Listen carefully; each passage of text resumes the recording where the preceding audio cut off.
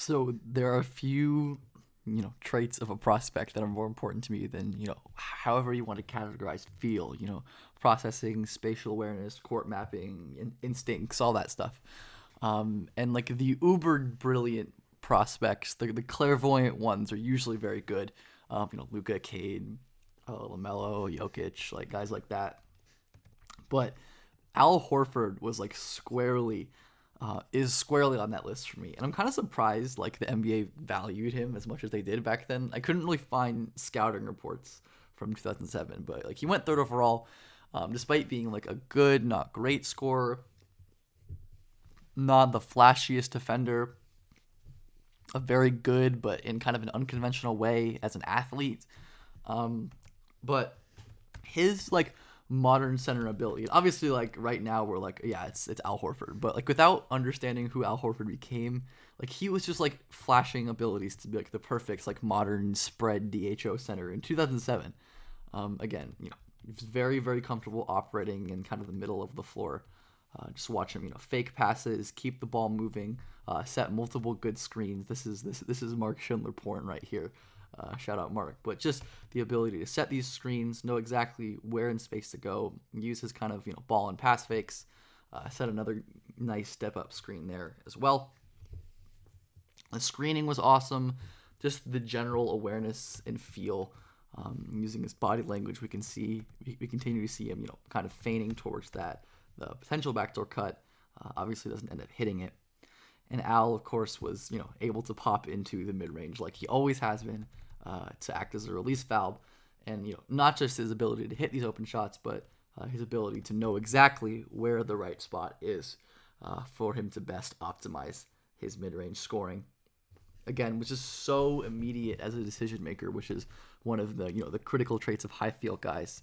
The second like this double comes, and Al is even like in kind of a tumultuous situation with his hands up, like he's pressured, he just took a dribble, he's in kind of an awkward position, but he whips it to Corey Brewer in the corner with pretty perfect accuracy, because he's just so aware of where everyone on the court is at all times, despite him not looking at them, which is again just such a core trait of these like uber genius prospects, the ones who just impact basketball on such a high level on a possession by possession basis that over the course of a game and a season and a playoffs add up to winning basketball. He just is always in place to make the right decision and to make plus connecting decisions. Again, Al was able to use his very simple stuff like little ball fakes to open up shots for himself and others. Again, opening that mid range with a simple ball fake. And this same like extremely high feel, awareness, processing, communicative style extended to Al as a defender, where like we're just gonna watch this defensive possession roll out in full, and watch like how much ground he covers, how far Al Horford moves, how many different defenders he's able to cover. Like this is defending Mike Conley on kind of the drive here, where he's able to play with Noah immediately as Conley kind of gets separation. Al, before Conley even touches the paint, is sliding down to provide help, and again is able to force a bad shot, or force a shot, and not give anything up as well. The possession continues though. Al Horford continues to be aware. He continues to communicate. He slides in. He moves out. Like just all the little shows and the little helps and the little moves are what makes Al Horford so great. And is what makes these defensive possessions work. We can just see like all of the little impacts on the second defensive possession where he's digging at the nail to force that pass and dissuade that driver.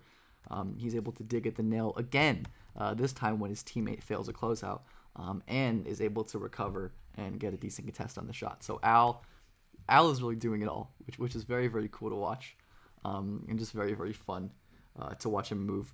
Again, just so aware of where all of these actions are going on. He's able to slide down to kind of provide help here. And with his mobility, because, Al's signature mobility, especially early career, was on full display in his college tenure. Was so able to cover lots of ground and to close gaps pretty well for a guy of his size and length and stature. And again, is able to slide pretty comfortably, open his hips and funnel baseline. And with his smarts, he's never a guy who's overly jumpy or fouling a ton.